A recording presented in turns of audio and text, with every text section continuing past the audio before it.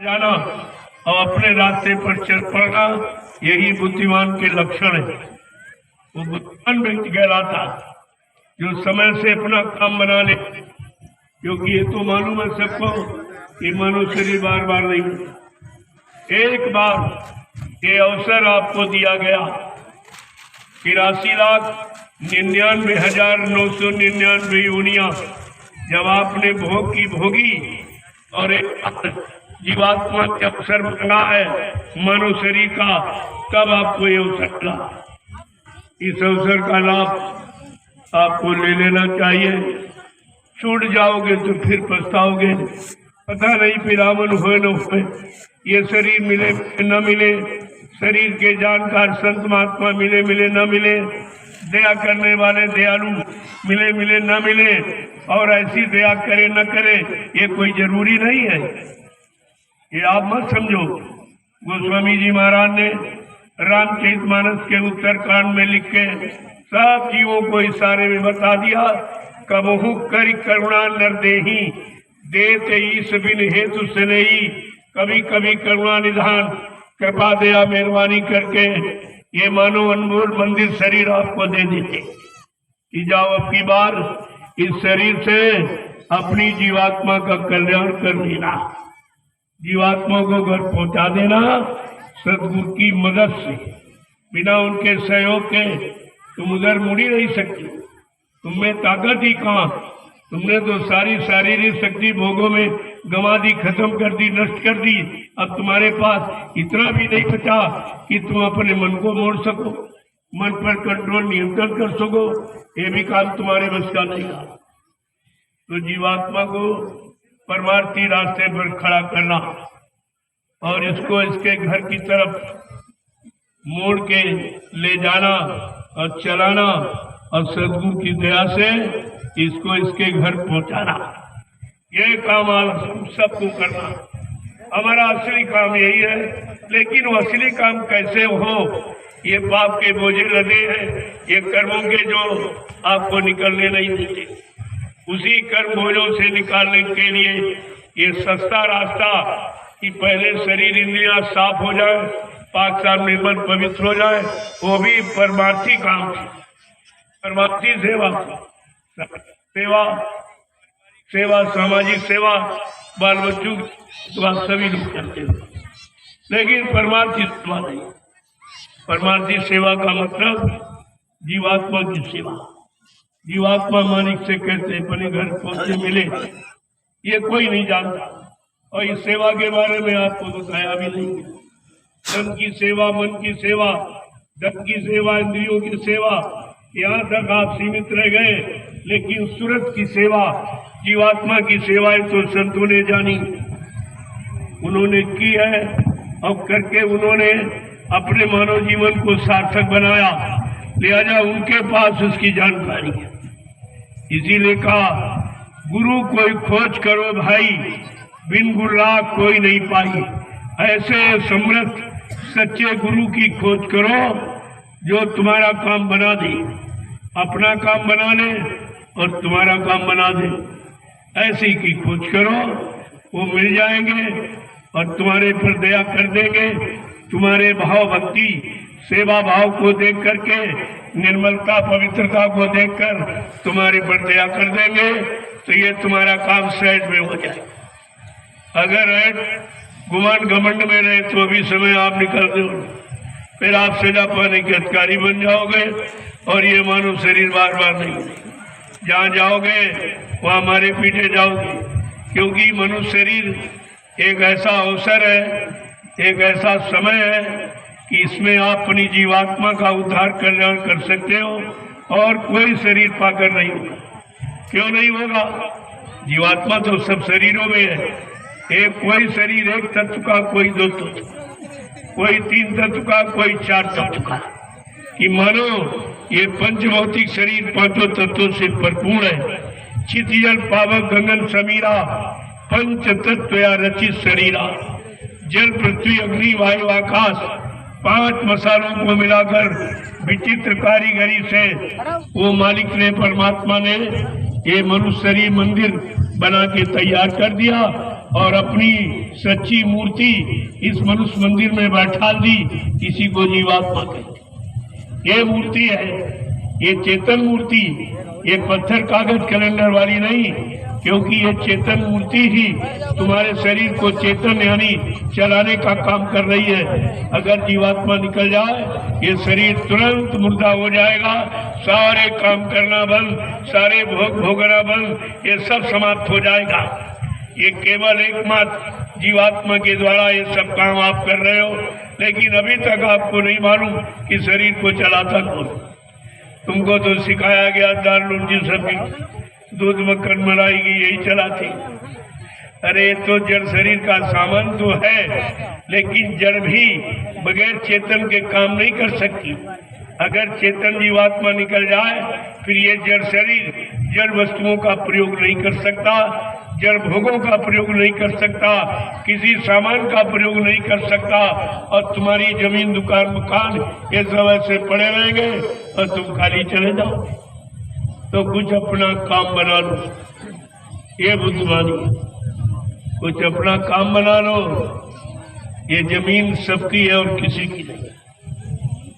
जिसने काम कर लिया उसने जमीन को सार्थक कर दिया। जमीन भी उसको आशीर्वाद देती है कि तुमने हमको बहुत अच्छे यानी समय से अच्छे काम में लगा दिया, वो भी प्रसन्न होती है। लेकिन ये काम करेगा कौन? यहाँ तो दुकान और मकान, खेती और बाड़ी, इसके सिवा और कुछ जानते नहीं है। इस शरीर यानी इस पृथ्वी का मतलब क्या है, इस जमीन का अर्थ क्या है। लेकिन जो इस जमीन पर परमार्थी काम करके यानी करोड़ों जीवात्माओं का भला और कल्याण कर देते हैं, वो इस धरती माता को सार्थक बना देते हैं। धरती माँ उनका भी गुणानुवाद करती है। यही तो आपको समझाया जा रहा है। इसे कर लो, समय से अपना काम बना लो। तुम जमीन लेके जा नहीं सकते, 1 इंच भी लेके नहीं जाएंगे। अगर कहीं अच्छे सच्चे काम में लगा दिया तो जमीन भी आशीर्वाद देगी। आप उसके बदले आपको यानी मतलब वो लाभ तो मिल ही जाएगा, रुपए पैसे धन दौलत का वो तो लाभ मिल जाएगा। लेकिन सबसे बड़ा लाभ कि आपकी जमीन अगर परमार्थी काम में लग जाए, जहाँ पर करोड़ों जीव आकर के लाभ उठावे, इसको लाभ देती है। क्या कोई जानता था इस बियाबान जंगल में इतने लोग आएंगे? ये किसी को नहीं मालूम था। कोई भी विद्वान ने आपको नहीं बताया होगा, किसी भी जानकार ने ये जानकारी आपको नहीं दी होगी।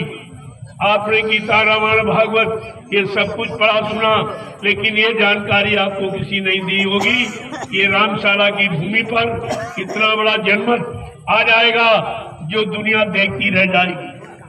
आज पूरा हिंदुस्तान देख रहा जो आप बैठे हो। ये रामशाला का नाम पूरे हिंदुस्तान में, जो काम आप कभी रुपए पैसे से नहीं कर सकते वो काम आपका हो गया। अब वो ना समझो ना करो तो आपकी बात है। हम ये थोड़ी कहते आप कर ही लो, लेकिन ये जरूर बताएंगे इसका लाभ क्या है, ताकि आप इस लाभ से वंचित रह जाए। किसी दोषारोपण किसी महात्मा पुरुष पर न करे, भाई उसने क्यों नहीं बताया, छिपा क्यों रखा, उसको ये लाभ बताना चाहिए था। जमीन तो सबकी है और किसी के साथ नहीं जाएगी, तो सब लोग अपना काम बना ले, यही बुद्धिमानी है। लेकिन ये कोई नहीं बताएगा ये काम कोई, क्योंकि ये काम किसी के बस का नहीं। जो आज आप कर रहे हो ये कोई काम कर सकता? यहाँ ऐसे लोग आए जो तुमको खरीद लेंगे, लेकिन यहाँ मिट्टी ढो रहे। ये मिट्टी तुम्हारे देखने में, ये मिट्टी नहीं ढो रहे, ये अपने कर्मों का बोझा उतार रहे। इनको मालूम है कि हमारे पाप कर्म न पूजा से कटे, न पाठ से, न तीर्थ में, न व्रत से, न गंगा स्नान से, किसी से नहीं कटे। इतना सरल उपाय संत महात्माओं ने निकाल दिया कि जो जिस सर पर तुम पाप का बोझा लादे हो, जरा इस मिट्टी को रख के देखो। ये मिट्टी 88,000 ऋषियों की तपोभूमि है। उन्होंने यहाँ तपस्या की है। ये तपी हुई मिट्टी जब अपने सिर पे रखोगे, तुम्हारे अनंत जन्मों के पापों को यानी मतलब सब निकाल के बाहर कर देंगे। ये छोटा मोटा लाभ नहीं है। जब इसको समझ जाओगे तो जो नहीं कर रहे वो पछताएंगे और जो रह जाएंगे वो रोएंगे बेचारे, ये हम कर ही नहीं पाएंगे। तमाम लोग इसमें से शरीर छोड़ के चले जाएंगे जिनको ये वचन नहीं मिला। जो आज आपको सुनने को मिल रहे हैं इसमें तमाम लोग शरीर छोड़ के चले जाएंगे, उनको ये समय के परमार्थी वचन नहीं मिल पाएंगे। इसलिए हमारी प्रार्थना तो यही है कि पता नहीं शरीर कब छूट जाए, तो शरीर छूटने के पहले अपना आप काम बना लीजिए। इस काम में कोई खर्चा नहीं। मैं तो कुछ किसी से कुछ लेता ही नहीं, ये मेरा काम है। ये पैसे लेकर ये काम थोड़ी होगा। ये तो तुम्हारे अंदर श्रद्धा सेवा भाव पैदा करके तुमको दीन बना करके छोटा बनाकर ये सब चीज तुम्हारे अंदर प्रवेश कर दी जाएगी। अगर आप थोड़ा तैयार हो जाओ तो आपका काम जल्दी हो जाए। काम तो होगा, इसे रोक नहीं सकते। फिर आपको कई जन्म दिलाने पड़ेंगे। अगर अब की बार नहीं करो दूसरा जन्म उसमें नहीं चेतोगे तो इतना सदगुरु 7 जन्म तक पीछा करता है। वो आपको छोड़ने वाले नहीं है। जो हाथ पकड़ लिया है तो जब तक जीवात्मा का कल्याण उद्धार नहीं करा देंगे वो पीछे हटने वाले नहीं। उनका काम ही है पकड़ने का और पकड़ कर छोड़ने का काम नहीं। सिंह दहन सदगुरु गहन केला फरे एक बार तिरिया तेल हमीर हट चढ़े न दूजी बार। ये दोबारा के लिए नहीं, एक ही बार होती। एक ही बार में अगर आप जाग जाओ, थोड़ा सा वचन को मान लो और पाक साफ पवित्र हो जाओ अंतःकरण से, तो ये काम बहुत जल्दी हो जाए। क्योंकि रहते रहते काम बना। महापुरुष अपना काम करके चले जाएंगे, फिर आपको रोना पड़ेगा। फिर कोई सहयोग देने वाला नहीं मिलेगा। इस तरह का सहयोग खुला और सबके एकदम निष्कपट, कोई गनी बुरा भाव, कोई मतलब किसी के प्रति छोटा बड़ा ये का भाव नहीं रखती। अब वो जिसके जैसे कर्म है उसके साथ वैसी व्यवस्था को जोड़कर उसका काम करा दिया जाता है। ये उनकी अपनी निजी व्यवस्था है कर्मों की अदायगी, ये तो कोई यहाँ जानता नहीं है। तो इसीलिए समय के पहले आपको जानकारी दी जा रही है कि समय के पहले आप चेत जाओ, जाग जाओ तो आपके लिए अच्छा होगा। आज ये सत्संग का पहला दिन है, अभी 2 दिन बाकी रह गए। वैसे आप रहोगे तो सत्संग और भी चल सकते, वो तो आप पर है। अगर आप चाहो तो 2 दिन और बढ़ा लो, सत्संग सुन लो, सुन के जाओ। आखिरकार किराया भाड़ा खर्ची हो गया है, आप यहाँ आ ही गए हो, तो उस खर्चे से जितना लाभ मिल सके उतना लाभ आपको ले लेना चाहिए। क्यों जो तुम ये कहते हो ये काम रह गया वो काम, अरे दुनिया के काम कभी कम न होंगे। अफसोस है कि एक दिन हम तुम न होंगे। ये काम पहले भी होते थे, आज भी हो रहे, आगे भी। इनको आपने न चलाया है ना आप इनको बंद कर सकते। ये तो चलते आ रहे, बराबर कम ज्यादा होता रहता। इसलिए आप अपना काम बना लो, ये तुम्हारी बुद्धिमानी है। तो समय रहते काम बना लीजिए, अच्छी बात है। तो अभी तो आज पहला दिन है, कल अभी और भीड़ होगी, परसों अपार भीड़ होगी। अभी दूसरा कार्यक्रम ना होता तो फिर यहाँ जगह नहीं मिलती। ये सब रामशाला इधर तेगवा इधर सब प्रेमी एकदम छा जाती। इतनी भीड़ होती क्योंकि मैंने 65 दिवसीय काफिला वो जो निकाला है बिहार और झारखंड का, कुछ उत्तर प्रदेश के जिलों का, और इसके बाद तुरंत 39 दिवसीय ये काफिला 11 जिलों का जो पश्चिमी उत्तर प्रदेश के, इससे भारी जागरण हुआ है, करोड़ों का जागरण हुआ। अगर वो सब आ जाते तो यहाँ जगह नहीं मिलती। तो मैंने उसे 2 भागों में बांट दिया। अभी गुरु पूर्णिमा का कार्यक्रम बनारस के नजदीक मिर्जापुर होने जा रहा है, तो उधर बिहार और झारखंड और मध्य प्रदेश उधर तैयारी कर रहे, वो तो आए नहीं। पूर्वांचल के लोग भी ज्यादातर उधर की तैयारी में। ये तो बहुत थोड़े लोग इधर पश्चिमी जिलों के जो आ गए हैं, तब भी आप इतनी भीड़ देख रहे हो।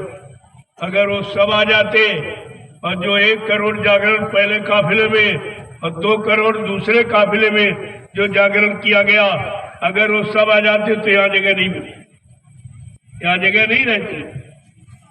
ये 4 करोड़ की भीड़ यहाँ कौन रोक सकता है? और कौन इतनी भीड़ आज के युग में इकट्ठा कर सकता?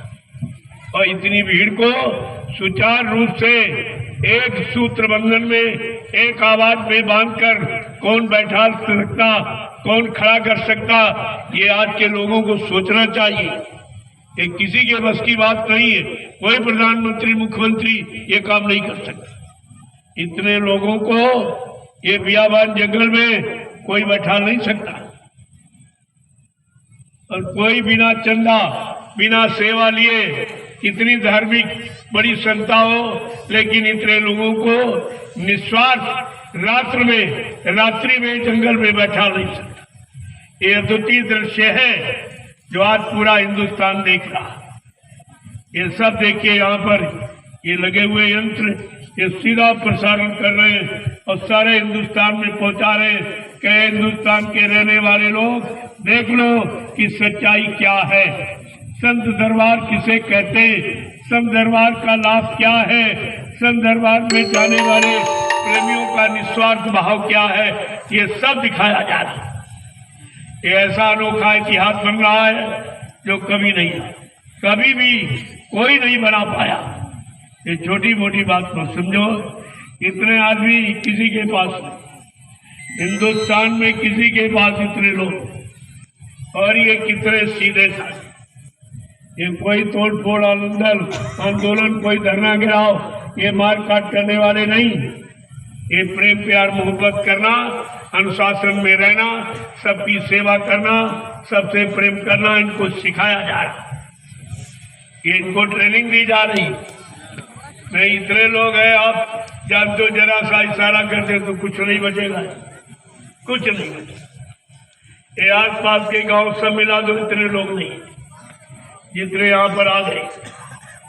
तो यहाँ ऐसी कोई शिक्षा नहीं दी जाती। यहाँ शिक्षा पारस्परिक प्रेम प्यार मोहब्बत में रहने की। सब इंसानों, सारे इंसान परमात्मा के बनाए हुए हैं और सबको इंसानियत मानवता में रहकर एक दूसरे की सेवा करना, एक दूसरे का सहयोग करना, एक दूसरे के भूले भटके रास्ते से निकालकर सही सच्चे रास्ते पर चलाना, उनकी मदद करना, उनका सहयोग करना, ये पाठ आपका। इस पाठ को पढ़ लीजिए, तुम दुनिया को सबक दे दो। सारी दुनिया एक दिन तुम्हारे पीछे चल पड़ेगी, तुम्हारे इसी यानी मतलब अनुशासन को, तुम्हारे प्रेम सेवा भाव को ये सारी दुनिया मान लेगी। आप देखते जाइए, ये भारत विश्व गुरु ऐसे थोड़ी बनेगा, उसी की जो तैयारी है और आपको देखने को मिल भी रहा। ये काम कहीं नहीं मिलेगा, कहीं चले जाओ।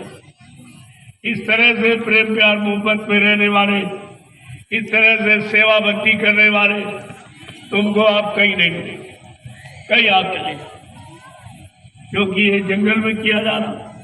पहले लोग कहते थे बाबा जी वो धार्मिक स्थलों पे कार्यक्रम करते इसलिए भीड़ हो जाती, धार्मिक नदियों के किनारे करते इसलिए भीड़ हो जाती। मैंने कहा मैं आपको ये भी दिखा दूंगा। अब तो ये बियाबान जंगल है, यहाँ तो कोई कस्बा भी नहीं है जो सामान मिल जाए, एकदम निर्मल जंगल। और इस जंगल में इतने प्रेमी आ गए, ये समय की अनोखी बात है। इसको देखकर सब दादे तले अंगुली दबा रहे और वो मुंह से कुछ कह भी नहीं सकते कि उनको कहने की भी शक्ति नहीं है कि मैं क्या कहूँ इनको। ये कैसे लोग हैं? अरे इतने लोग किसी शहर से निकल जाए